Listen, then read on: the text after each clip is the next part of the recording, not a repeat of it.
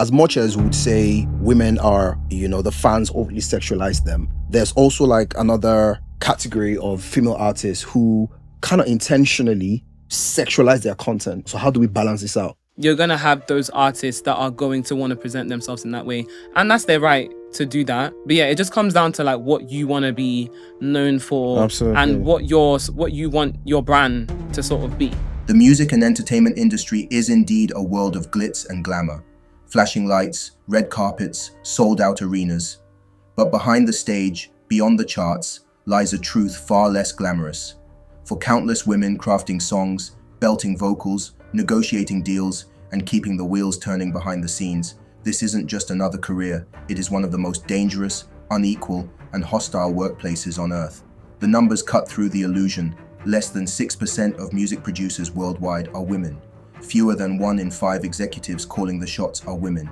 And women of color, almost invisible in the rooms where power decides the future of music. Yet women carry the culture. They write the anthems that move us. They dominate the charts. They shape the soundtracks of our lives. And still, they walk into boardrooms, contracts, labels, and arenas where they are not just the only woman in the room, but they are repeatedly shown that their voices aren't enough without a body to sell. They are silenced by harassment, by contracts, and by the unspoken rule: stay quiet if you want to survive. Globally, 1 in 3 women in the music industry report sexual harassment, and this is a lived reality of most. Hands that shouldn't touch, words that wound, threats that extinguish ambition. And too often, non-disclosure agreements bury these truths. This is not simply a conversation around inequality. It is the story of an industry that profits from women's talent while systematically working to erase their power. And today, we are breaking that silence with someone who has lived inside those walls. Our guest on this episode has worked at the very top of the game, gracing boardrooms and brokering deals inside one of the world's biggest and most influential record labels, Universal Records. From Africa to the UK to the US, TONIA has shaped the careers of global artists. She knows what really happens in the boardrooms and the backstages of music, and she's here to tell it all. You might want to grab a seat for this one. Can We Talk starts now. Today, I want us to delve into a subject matter that means like so much to me, and it's really like, bothering on my heart. And I feel like, you're the best person obviously to have this conversation with. I'm honored. And so we'll be talking about women, right? Special people, special to everyone. And more particularly, we'll be talking about women in the music of entertainment and business, which is something I know obviously like you can resonate with. And women make very fantastic music. We've had women make award-winning, beautiful records. We've got women topping charts. We've got the Beyoncés of this world, who are phenomenal people. We've got the Ira Stars, the Thames. Look and what a hot body can do. All these beautiful and fantastic women and everything. And recently again, Thames just won a Grammy, which is again mind-blowing as well. Just last year alone, I can count the number of women who were making fantastic records in the business. But I think what's more concerning would be the treatment that a lot of women get to experience within this business that brings them so much joy, and they also in turn give us joy as well. And from the stats that I have, about less than 6% of music producers are women. You understand? There aren't many women in certain areas of the business, and even those that are there are not necessarily getting the best treatment. And this is raising a very concerning conversation regarding how we're treating women. Will you actually say like the business or the industry is being unfair, or do you think the business or the industry actually gives women the credits that they desire or they deserve more so? I would say I can see both sides. I think, like you said, there's a lot of women that are doing great things that are continuing to put us on the map. Like you mentioned, some great names within like the African space, like Ira Star, Thames. There's many more names as well. I definitely think that it's very difficult for women to sort of navigate this space. It's still very male dominated, but I like to be quite optimistic and look at all the great things that people are doing. And I think it's amazing what we've been able to do as women. And now more than ever with social media as well, that's being amplified more. Absolutely. You're a fan first off, even before I'll consider you an executive in the business. And also, I mean, you're a very keen observer also of, the craft and music business generally. I mean, a lot of times, I mean, you've worked at the very top. I mean, you work with Universal recently. And I mean, you work at the top of the music business industry. And I mean, some of the biggest names that you've also worked with, you've worked with the likes of, the Ira Stars, of this world, and you've worked across Africa, Nigeria, and the likes. Would you say women are getting, the shorter end of the stick, across these different regions or markets? In terms of like, the all of the different challenges that they have to face. Would you say, that the challenges they're facing are peculiar, or we say, generally, how do you think women are just generally being treated in a business? I think women have definitely received the short end of the stick, but on both sides of the business, I would say. On the front side, the sort of people that are the creatives, the sort of musicians, sort of artists, producers. But then you also have like people on the back end, that I think are oftentimes neglected. People don't realize that there's a machine behind the artists, behind the producers, behind the talent. And there are people who are tirelessly working day and night to make sure that sort of these releases are a success as well. So I do think there are women who are getting the short end of the stick. But then, like I said, I like to think, on the positive side. And I think that that is not setting women back. Of course. And I'm really happy about that. I think women, there's a fire that I'm seeing in a lot of women these days where they're not allowing that sort of stigma to sort of hold them back, and they're going for it regardless. And absolutely. I mean, again, when you're trying to venture, I mean, obviously, like, determine the career you're going to go into, and the kind of companies you're going to work for. I mean, there are a host of like number of options that you could have, decided to pick. And there are a lot of people who are somewhat discouraging women, from going into the music business and music industry. What led you, or what was the key driver for you to, decide, this is something I want to do. I want to get involved in this business. What piqued your interest to, get involved in it? Well, I've always been passionate about music. Like, I've always been like singing from a young age. I've just been fascinated about just music, media, entertainment overall.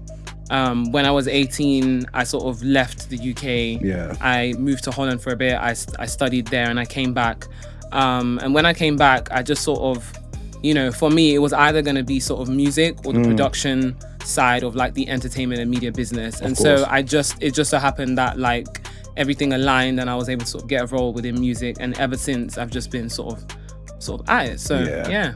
I mean, that's beautiful to hear, because I mean, there's a lot of like commentary that a lot of females make regarding their positioning or their position within like the music business, but that from the sides of the executives. A lot of them feel like they have to work twice harder. They have to go above and beyond a lot of times to get recognition, or to get the kind of accolades that their male colleagues will probably just get just with kind of like minimum effort. Is that something you ever experienced within your time serving in this particular industry? Definitely. I would say I've definitely found myself in spaces where I've been the only woman in the room, and it has been a challenge sometimes to sort of navigate that space. I think when you then add an extra layer to it and you're coming from an underrepresented background as well, it's oftentimes there's a pressure to sort of speak for people that sort of look like you on both sides, whether it's also on the business side or on the sort of talent side. But I don't believe that your challenges should sort of like hold you back. If anything, I think it's something that should be a driving force. And I think that there's spaces for all types of women. So that's why I continue to do what I do within the music sphere, but also within the wider media and entertainment landscape. Fantastic. I mentioned earlier, with the caliber and accolades of like, the caliber of people that you've worked with generally, basically. And, with, like you mentioned earlier, the likes of Ira Star, and I think you say you worked with Bray Runway as well? Yeah. So, I mean, with this very, fantastic, talents that you've worked with, I mean, and obviously you've been behind the scene and you see how things work behind the scenes. Right. What are some unspoken, pressure that female artists particularly, experience, that experience behind closed doors that a lot of people don't understand? Like, obviously we see the glam, the glamour and all of that. Yeah. What are some unspoken battles you've seen, this artist you've worked with personally face, or some struggles that they face that a lot of people don't even have a clue about? I think oftentimes the industry tries to pit women against each other and create an environment to where there's only one woman that can win at a time, right? And that's why I love social media, and I also love the sort of new generation and where we're at now, because what we're seeing is that doesn't have to be the case, right? Absolutely. There can be multiple women from multiple, sides of the world, but also women who look like themselves, who can exist in the same space at the same time. I've had the pleasure of working alongside some amazing Black women as well, and women from like sort of different backgrounds. So that's helped me to see that I can exist in this space, and course.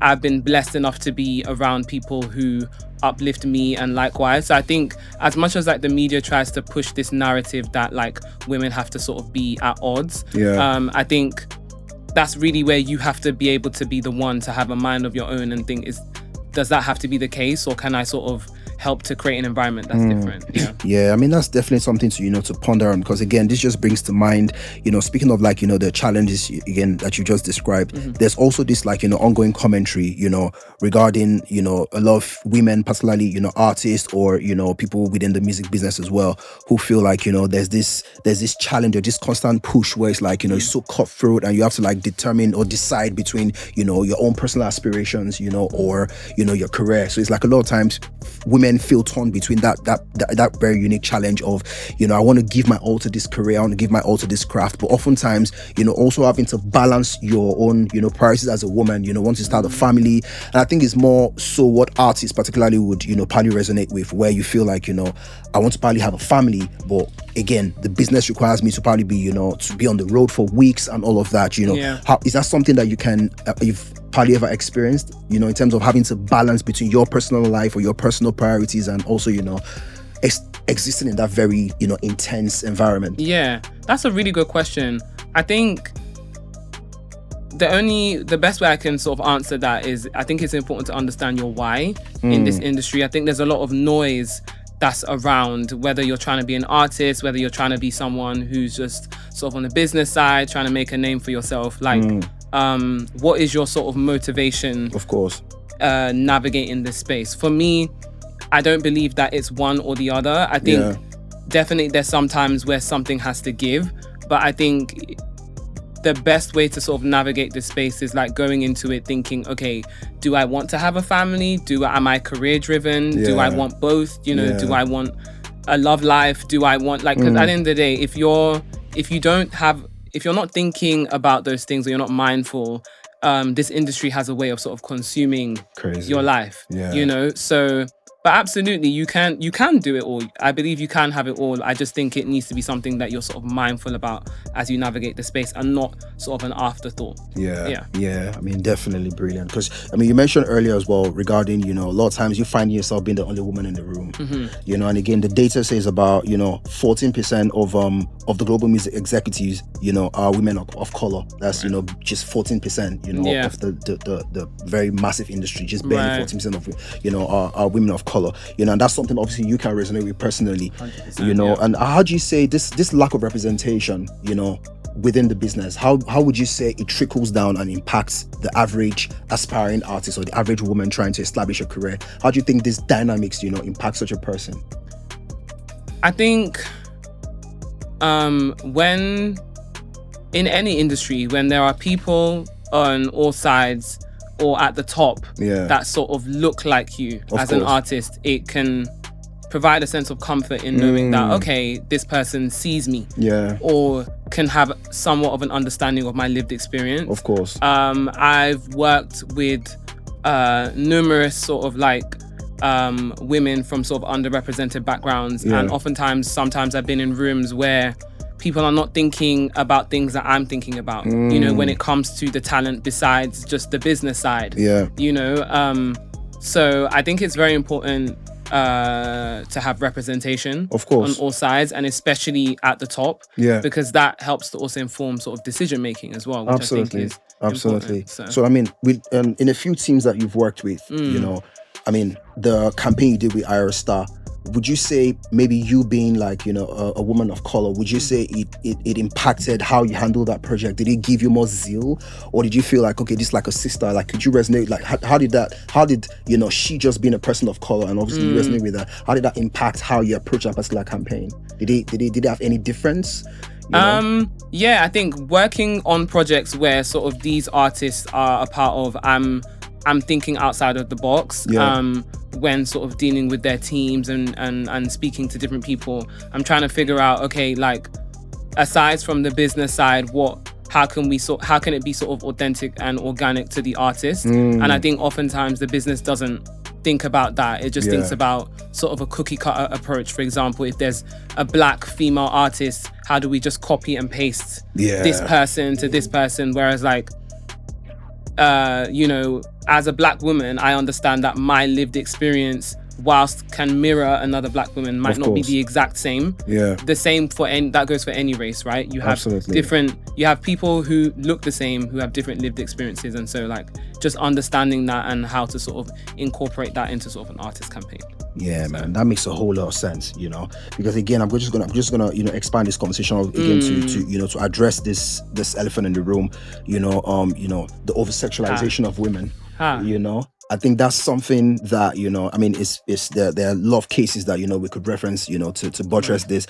And I think a fear that most women have, regarding going into this business as artists or whatever, is this, this over sexualization and being very critical of their appearance and all of that, and a lot of them feel like it overshadows their talent, like there's so much emphasis on all of these other things, much more than their talent. And I think a good example for that would be Thames. Recently I saw an interview she granted where she was speaking about being our perceptions regarding being overly over sexualized on the internet. And I think she also mentioned in that particular conversation regarding when she was starting out in a lot of settings where she's probably going to record in the studio, she always like intentionally wears certain baggy outfits, just kind of just to provide some kind of let's say distraction from our from our figure, and that's not something anyone should have to experience, and again, going on from that as well, I think in June 2025, there was a performance at, I think, at Roots Picnic in Philadelphia, where a clip went viral, of Thames, and it was just all about her body, and everyone is just this love commentary regarding a body. And I think that's something that a lot of female artists have to just grapple with in the industry. And I think there was even a commentary where someone was like, oh, real ones know she has big laps and not actual, just very, very, very, very graphic commentary that a lot of people put on this platforms. And I think it's something that could be very exhausting to deal with. And unfortunately, on the flip side of that, how would you say the fans or the consumers of the music are perpetuating this same stigma or this same issue that these women have to face? How is there any way that you've seen that we, the fans or the music critics or whatever, are further amplifying this problem? I like the fact that you use the word exhausting, because like I'm sure that like a lot of the sort of like artists feel exhausted, I mean, just having to sort of see that and hear that. But no, that's the media and entertainment industry. That's not to excuse that, but that's it's been that way for a while. What I will say is that people are going to speak about that regardless. But at the end of the day, art speaks for itself, right? And so when the talent speaks for itself, and sometimes in the industry, that is the narrative, or that's what's going to be pushed, because that's what typically has sold in the past. Of course. But on the flip side, there are a lot of cases where people haven't necessarily led with that aspect and their success. And I think people are always going to have something to say with regards to specifically women, but at the end of the day, it really comes down to the art, and so for me, it's just like, at the end, if you're an artist and you're sort of trying to navigate this space, think about what do you want to be known for, and try and block out the noise, because people are going to talk regardless. Like, at the end of the day, Thames cannot help the fact that Thames looks the way she looks. You know what I mean? And she's a beautiful woman. And, if maybe someone who was a lot more slender wore the same thing as her, would the same conversation be happening? That's a good, probably not. You know what I mean? So But again, Thames is a very talented person. And so even though there's a lot of chatter about that, for me, the accolades speaks for itself, right? Yeah. So, and that trumps any sort of like noise. So on the flip side of things, as much as we would say women are, the fans overly sexualize them, there's also like another category of female artists who kind of intentionally sexualize their content. Their music videos, the branding, magazines, just all of these other branding materials. You're really going there today. So, because we've highlighted the role the fans play in, amplifying this. And the media. Right. And on the flip side of it, there are a lot of female artists as well whose content is very sexualized, whose, like I said earlier, the branding is, it's just pretty much selling sex. Right. So it's like, how do we find that? How do we navigate that dynamics of where the artists themselves in this scenario now are also, intentionally driving this particular challenge as well? So how do we balance this out where they themselves seem to be maybe, just enjoying the attention or finding it maybe marketable or very viable for their brand? So how do we navigate this complexity? I think everyone has an agency of choice as to how they sort of like put themselves out there, how they present themselves.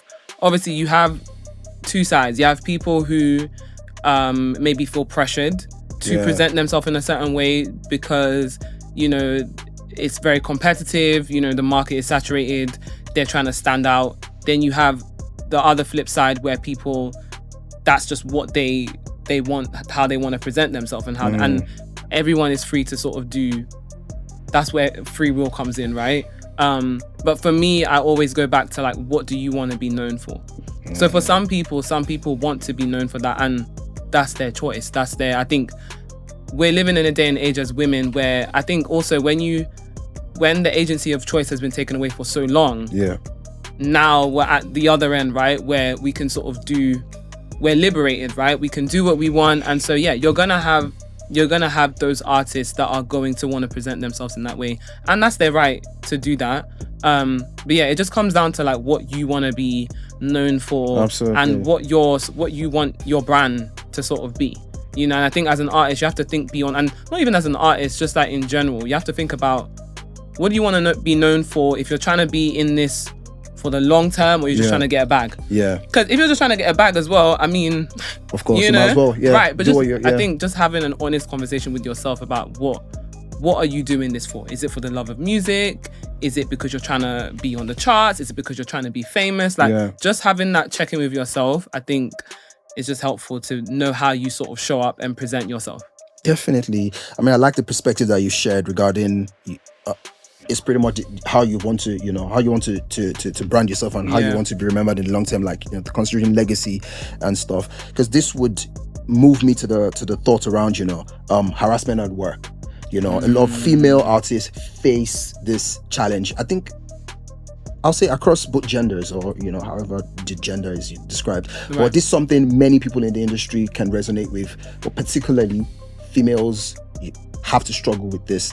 And I think a 2019 survey, says musicians showed nearly 60% of female musicians have experienced harassment at work. That's more than about 60%. Female artists who are performing, have experienced this particular challenge. Sad.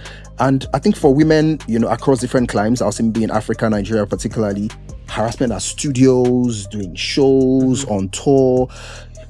It's a major problem. It's a major challenge. And again, studies is showing about 85% of women who've experienced harassment do not report it because of being cancelled or being blackballed or being some way their career's been compromised, and that's something they have to grapple with. So they're experiencing this very staggering harassment at work. At the same time, they're not able to report it.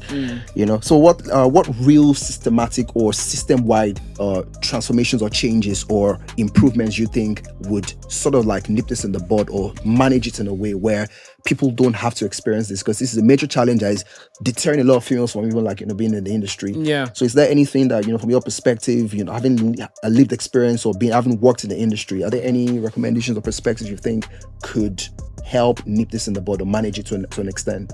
Yeah, I think obviously representation is very important. That's why I sort of stand firm on that. But I think beyond that, as I mentioned before, we're living in a sort of like it's still a male dominated industry. As much as like women are doing amazing things and are coming to the forefront, it's still very much male dominated.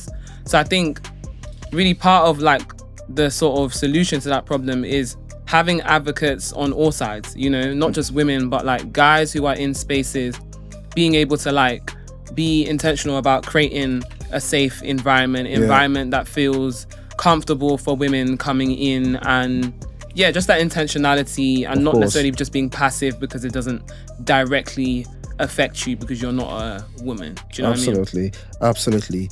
Because that would still present this thought regarding, again, sex for work or sex for favors. That's another big problem in the industry. Right. And it's so much of a problem that even Tiwa Savage, I think, recently discussed, our experiences, with sexual harassment in Nigerian music environment. I think in the 2016 interview, she revealed that some men in the industry have asked for sex even before offering any form of assistance from female artists. This is something even herself at a level still has to experience, or still has to, deal with. And I mean, she's where there's a lot of emphasis around, resilience and self-worth. So it's like, as resilient as you could be, and your worth and all of that, oftentimes where you still have to interact with certain producers or have to, navigate certain situations. And it's like a lot of even younger female artists who are just coming up feel like they can't reach out to a certain producer because if they reach out, there's certain requests that, will be required of them and they can't grant it. So it's like, how do we even get to encourage people to come into this industry if this is almost the mainstay, where it's like everywhere you turn, you're trying to get your music to a certain DJ or a certain platform, and certain people ask for certain favors. So how do we get to even encourage younger people to want to get involved in the industry if that's something that, they have to navigate with or they have to experience or manage? So it's like, how would we really, recommend, like, what's your perspective on that generally? It's difficult because, like, as you mentioned, like, Tiwa is someone who we respect so much. Like, she's been in the game for like forever. Yeah. And like, for her to even be vocal about that, you can just imagine the people who aren't as known and what they go through, and probably the fact that they don't have the confidence to even speak about it because maybe they feel like they're going to be cancelled before they've even had a chance to sort of get their foot in the door. You also mentioned like sort of people reaching out to like maybe well-known producers or artists, and I think oftentimes people, I always say I'm in this industry, but I'm not of this industry. And what I mean by that is that I'm not led by the industry and what the industry is doing. I'm navigating this industry because I'm aware that I'm here for a reason, and my purpose is here to make a difference and have impact. But I'm not led in a way where I put it on a pedestal, an unhealthy pedestal. And I think oftentimes when people are coming into the industry because they want it so badly, which there's nothing wrong with that, but it's almost like they worship the industry, and so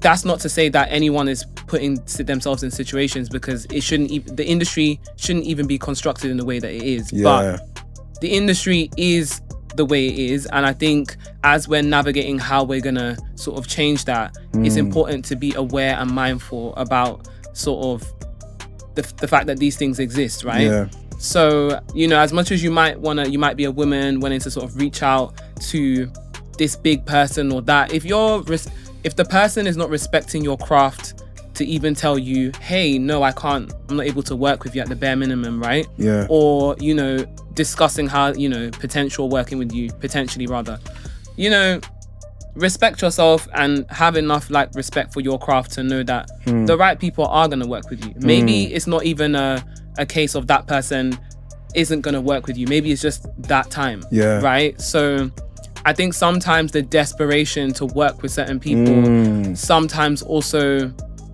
women, we have intuition, right? And sometimes it puts us in a position where we want to ignore those things because of how badly you want fame or how badly you want And that's not to say that there's not a whole lot more examples where people are just put in those situations that they have no control over. But I'm talking about the specific situations where you have a sense that people are not respecting your craft. It's okay to remove yourself from that situation. And also, there are a lot of people around you that are your peers that can actually help you. Of course. I think people forget that, and again, they put people on a pedestal, not realizing that these people are human beings.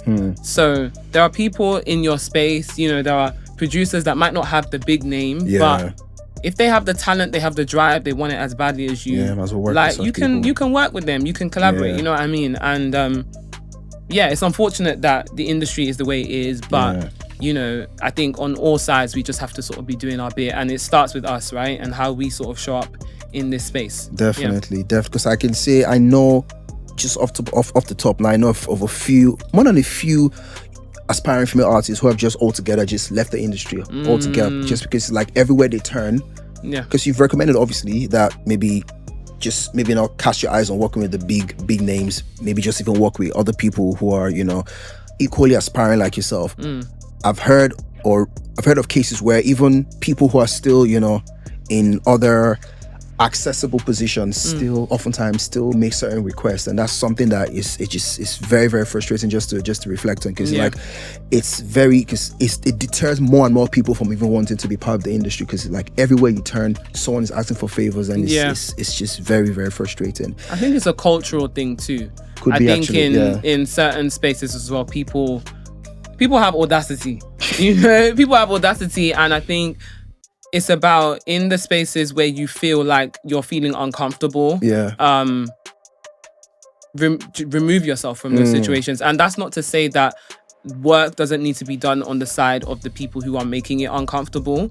But that's to say that, like, if you believe in your talent and you trust in your gift,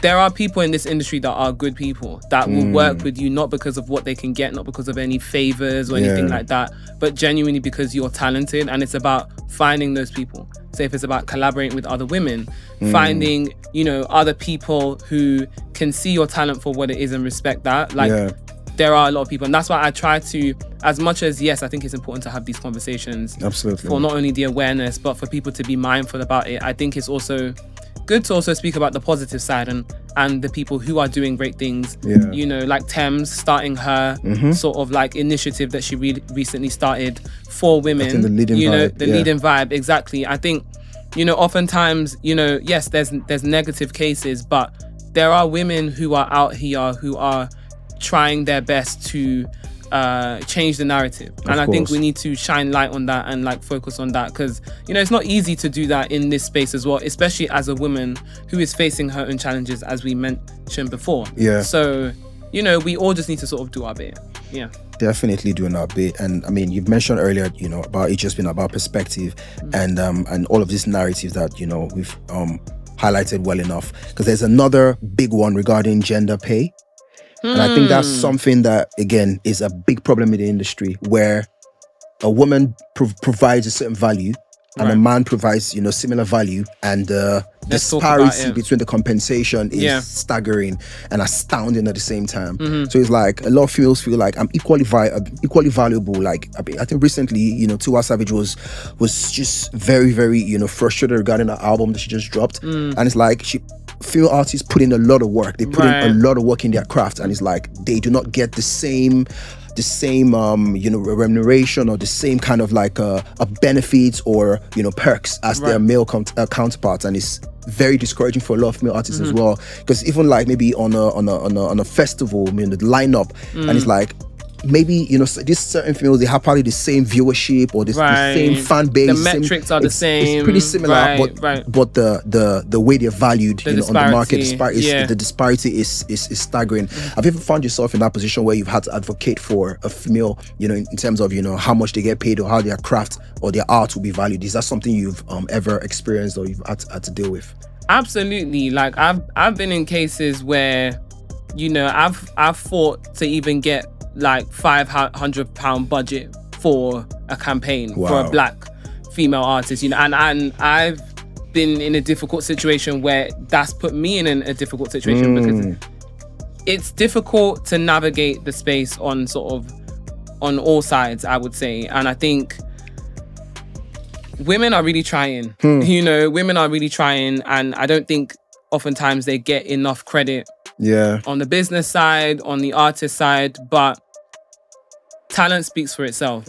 Always. Talent always speaks for itself. So I think it's important to be vocal about these things. Yeah. But as we're being vocal, like doing our own bit in our own small way, because I think sometimes what happens is when you feel like you're not valued, it's like, okay, well, what's the point? And I've been in situations where I felt like, okay, is there any point to keep on going in the industry? Like just keeping it real. But there is a reason and there is a point, and it's because of conversations like this that we're having now. Like if we all do our small bit and in our own small way, it becomes a bigger thing. There was a time, once upon a time in the world, where me and you probably couldn't even sat here today speaking, right? Yeah. And if the black people who didn't do what they did back then and said, oh, there's no point, we wouldn't even be here. Absolutely.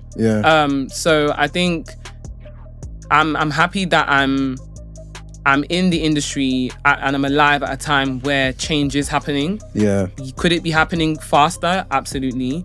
But change is happening, and I think we just need to sort of recognize that and look for opportunities to sort of do more. Very brilliantly said. Really appreciate that. And I think you mentioned Thames' project with the Leading Vibe and how she's trying to spotlight other younger women and give opportunities. Because again, there's this conversation regarding, women don't like to collaborate with each other, or women don't support each other, And a lot of people give examples of, what female artists has Thames put on recently? Or why is Thames and Arasta not had a record? What have they done? Fair. What have they done? Because I mean, again, good question again. Because it's like, women don't like to collaborate, and I think even a notable female artist, Shay, at some point in time, she highlighted the importance of women actually collaborating, and because, like you mentioned again, previously in the conversation regarding, maybe a solution to this issue of sex and favors and all of that. Maybe if more women were given opportunities to be in positions where they can actually collaborate and support each other, maybe if more women who are producers look to work with more women who are artists, maybe Absolutely. We can manage all of these complexities. So there's this talk around, women don't collaborate. Is that something you agree with, or you have a different opinion? And it's not necessarily simple. It's not simple. Yeah, it's a nuanced question. As that. Yeah, because I think the industry has created an environment where women feel like they have to compete. So even women coming into the situation, and when I'm talking about this, I'm talking on all sides of the industry, the business side, the back end, the front end, like people feel like because we are still the, should I say, minority in this male-dominated space, it's almost like this mindset that there can only be one star at a time. There can only be one chief of this at a time. There can only... And, people don't think about that when they're discussing men. They don't think about that. You have this male artist, for example, in the African music scene, several male artists coexisting at the same time. And nobody is saying, we have to wait for this person first, after this person. You know what I mean? So, however, when it comes to women, it's slightly different. But I don't think that should deter us. I think as much as the industry has tried to create that narrative, there are a lot of cases where women are collaborating. There are a lot of cases where, like, for example, Yemi Alade doing a song with, like, Gucci, for example. And, that's just an example. But, like, there are many cases of, like, women collaborating with each other. And I think... And that is not taking away from their talent, nor their stardom or anything like that. So I think people coming into the industry should understand that, like, if you're trying to, like, make a name for yourself and you're really trying to put yourself out there, you should embrace collaboration. 100%. Right? It doesn't mean you're going to collaborate with everybody, but it isn't something that you should allow the industry to sort of get into your mind and feel like, oh no, I need to just do things like, absolutely not. Because like, collaboration puts you in in different spaces. It allows new eyes to be on you, new people to hear about you. Definitely. So yeah, I'm all for collaboration. Yeah, I mean, I think it's the way to go, because I think you had mentioned earlier, regarding the industry kind of like pitting women against each other, and there's this kind of like system where it's like there can only be one of a certain type of artist or type of craft or type of sound, and it's like women feel this pressure to almost compete with each other as opposed to collaborating, because it's like there's only one slot in a way. It's like it's been designed to feel like there's only one slot, or there's just one access point for one person at a time. So it's like there's this unconscious proclivity wanna have to hustle for that one spot. And I think that would be obviously very frustrating, and I think it would lead to my next question regarding this connotation regarding labels not wanting to put on or sign on a lot of female artists, or more than a few female artists. And I think from my research, obviously, I think Maven Records, YBNL, Chocolate City, which are like a few of the most vibrant record labels in the country, in about 10 years, most of them have signed probably one, maybe two, female artists, and they've had like a long, robust roster of male artists. I think why do you think that is? I think again, there's this connotation regarding female artists being very expensive to fund and execute their projects. There's this I'll say an assumption or like a myth in the industry that female artists are expensive. You have to make a lot of budget for their their hair and makeup. You have to make a lot of budget for this and that. But if the male artists, you probably just relatively speaking, with minimal effort in their branding, you so can actually they don't get have maximum. to wear makeup. Well, I mean, you don't touch them up before shoots. I mean, that's a conversation that might not necessarily be very privy of. Right. But there's this notion that female artists are very expensive to fund. Is that something you agree with, or you can resonate with, or you'd entirely discredit? I mean, yeah, for a female artist, yes, you might sort of need the budget, for like glam or whatever. Like people need to sort of show up in a presentable way, right? But then I feel like that's the same with sort of like male artists too. You think about their art. I think gender aside, as an artist, when you're showing up, right? Yeah, there is gonna be those maybe extra expenses or whatever. With regards to what you were saying about like the labels and not signing too many female artists. Many female artists. Obviously, like I'm not in those spaces, but what I can say is that like the artists that they have sort of focused on, all the female artists, they've really heavily invested in them. Absolutely. So people fail to understand like those African sort of labels that you've mentioned. They don't have the budget that a major has, right? So I'm just thinking from that side of things. Like, yes, could they be signing more people? Absolutely, but I'd rather a label is like signing X amount of female artists and really being intentional about those people's sort of careers and like how they're gonna sort of market them and how they're really gonna like being in it for the long haul, as opposed to just signing this person. As an artist, trust me, you wouldn't even want that, because it's like getting signed to be shelved. It's just like getting signed to just be there collecting dust. You know what I mean? So signing is also about intentionality as well, and like labels have to think about, do you have the capacity?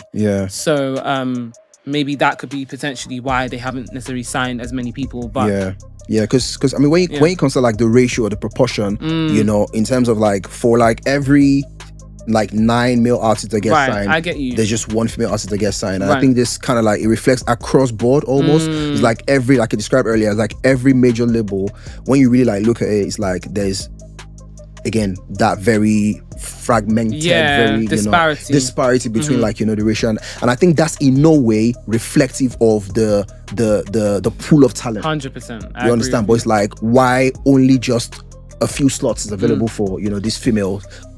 Considering the humongous amount of talent that exists, and it's like why it's like the math's not necessarily it's not mathing like they say. And again, I mean, looking back for yourself, I mean, was there any moment where you realized like this your professional success wasn't enough, and maybe like the work you have to do, maybe like you have to seek deeper purpose elsewhere? Is there any? Did you ever get to that kind of like moment or feeling?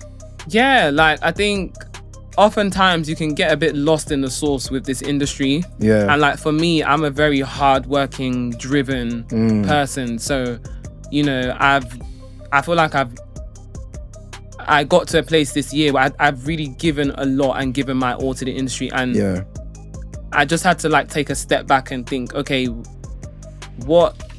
how am I able to sort of have impact, right? Because in this industry, there's a lot of talk about, oh, we need to get this number one, we need to get this, oh, we need to send this over, we need to do this. And it's like, it's very fast paced. And that's not to discourage anyone like coming into the industry, but people just see it from the outside and think, oh, amazing, you work with this artist, you work with this person. It's a lot more time and energy and blood, sweat and tears that goes into, again, like making campaigns a success and working with people. But you know, I definitely reached a point where I was like, okay, how am I going to transition into like something that's more impactful? Right, that's beyond the stats, the numbers, the metrics and all of that.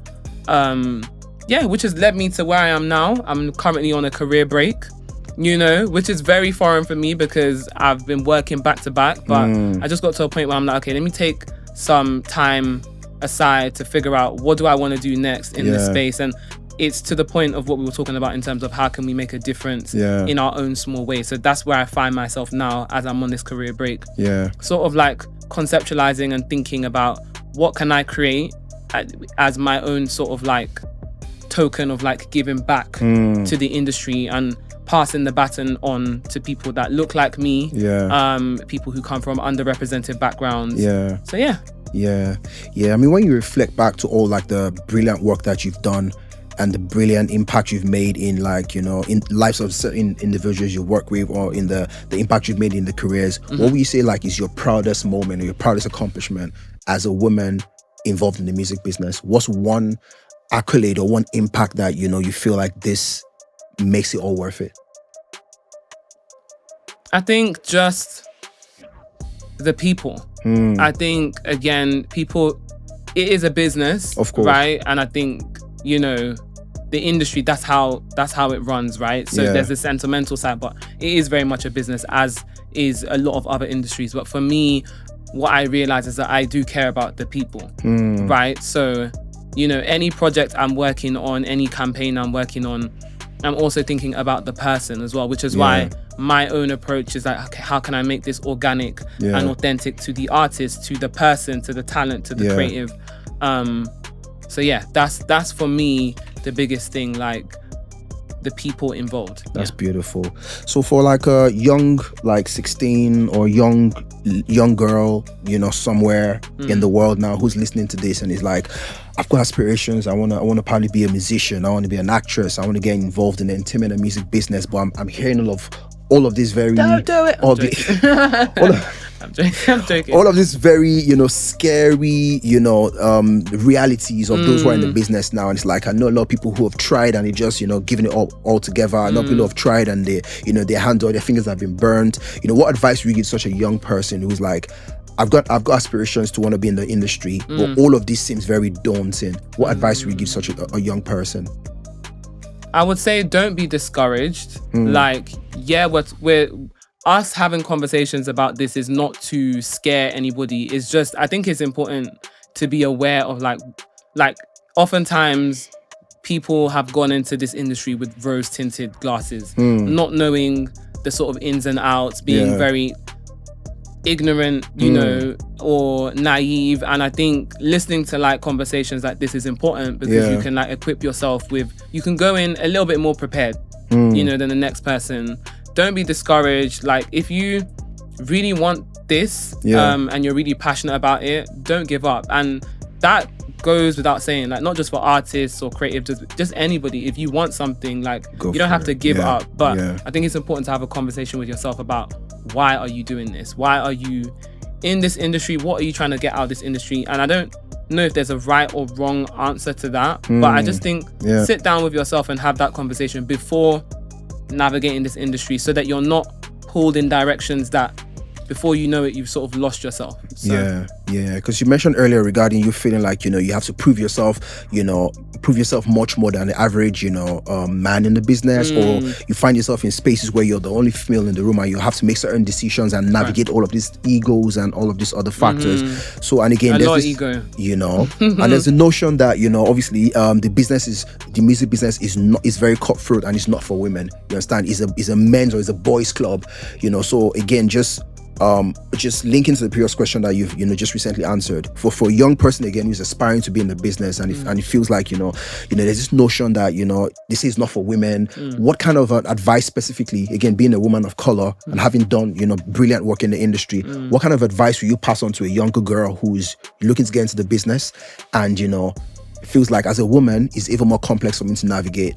Looking at you now, I feel like, you've done it and you did fantastically well. What kind of advice will you pass on to such a young girl regarding here's how you can survive as a woman first off, then as a woman of color, and more so as a woman of color in the music business? How will you navigate that? I would say as a woman, understand that it may not be easy navigating this space, but I know I might sound like a broken record. Understand your why. Yeah. Why are you coming into this space? It's very important for you to have that conversation with yourself. As a woman of color, or, as a black woman specifically, I think, there are going to be people that maybe try and pit you against other people, but, it's okay to come together. It's okay to collaborate. It's okay to not allow the industry to get into your head, and understand that as much as we are still a minority now, you coming into the industry, you're part of the seeds that are building to a point where hopefully in the future one day that won't be the case, and it won't be a foreign thing to see someone like me or someone else who's talking about working in the industry, right? We have to start from somewhere. So don't be discouraged, go for it. I'm sure that's encouraging and that'll be reassuring for someone listening to this. And but be guided, because this industry. So what are some shocks that you think they should be, like you said, be guided? What are some, will I say, rude shock or rude awakening that you had to grapple with that you feel like they need to learn so they don't have to learn it by themselves? What's some rude awakening, rude shock, or some shocking experiences, initial experiences? You mean on the business side? On the business side, or even, in general? Managing also, being interfacing with artists as well. Yeah. I think be true to yourself. Don't try to be what you're not. Obviously, navigating the business side, it can definitely be difficult. Because as much as I said be yourself, sometimes being yourself is not accepted. You know. It's about understanding the spaces that you're in. Of course. And how to sort of navigate that. Showing up. Especially when you're starting in the industry, I think a lot of people just again see the glam and feel I'm gonna why are you in this industry? For me, it was genuinely because of the passion and love of music, and I think if anything, that's what's even kept me this far. So just understanding why you're here, and knowing the environment that you're in, not being afraid to reach out to people, or network with people, and networking across as well. People are oftentimes trying to reach up and climb up, but understanding that your peers are also at the same level as you are experiencing things in real time, the same as you as well. So for me, a lot of the people that I lean on and gravitate towards are people that have been my sort of peers as well. Of course. So just to expand that question again, I mean, I guess what I was getting at would be, when you first came into the industry, are there any assumptions that you had prior? Then on to coming into the industry, you're like, oh wow, it's a rude shock. I didn't see this, or I didn't expect this, or I didn't prepare for this. Are there any examples or any instances that you remember that you feel like, oh, okay, someone who's trying to go in, know this so you don't get to learn it the hard way? Are there some lessons you learned the hard way, or some realizations that you came onto that you never bargained for? Is there any you recall?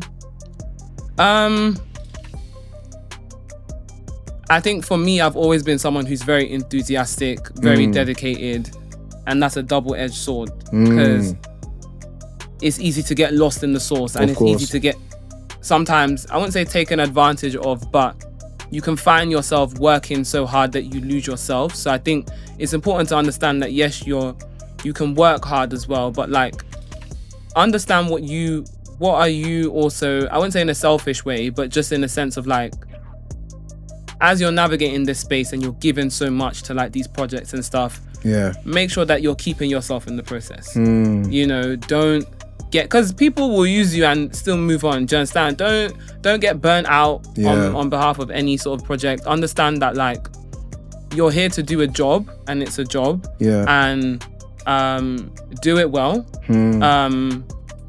But you know, also there are also other aspects of your life that you can pour into too. And I don't know if that's necessarily specific to this industry advice, but just more generally, like don't get so lost in the sauce that you're not pouring into the other aspects of your life too. You know, because you may just regret that. And actually, like you can do more than one thing. It's just about being mindful about that beforehand. Absolutely, being mindful. I mean, on the final note, if it's all said and done, and I mean, this conversation, if it's gonna spark real change, I mean, what's like a key message or recommendation that you feel like, you know, the fans, the executives and artists, you know, and the likes can carry forward? What's one key improvement or recommendation that you feel that you are so passionate about that you think the industry needs to consider? I would say be part of the change that you want to see. So I think oftentimes we're having conversations on Twitter, we're having conversations here and there, talking about things. A lot of people are talking, you know, like, but what are you doing? And I know it's easier said than done, but a lot of times people always think, oh, because it's so above them, there's no point. Right? Whereas like we all can do our own small bit. Even if it's just how we show up in our space, in our industry, like that counts for something. So be part of the change that you want to see. And like don't be discouraged, like go for it. As much as there's so many negative experiences, there's a whole bunch of positive experiences as well. And, you know, go where you're valued. I'll end on that. I think there's no better way to end this. You know, I think that's the key message I'm taking away. Be part of the change where you want to see and go where you're valued. I think that's a very brilliant, you know, takeaway from even myself and even like aspiring artists or creatives in the industry or aspiring people want to get into the music business as well. I think that's a brilliant advice. You know, be part of the change you want to see. Because I mean, all of this initial challenges that we've, you know, addressed and we've explored, I think what's key there really is about just being part of the change we want to see. I think that's a brilliant way to end this. Thank you very much again, Antonia, for being on this pod. I think it's been a brilliant conversation. And I'm sure everyone out there who's, you know, listening to this will find it somewhat valuable. Thank you very much again. Thank you.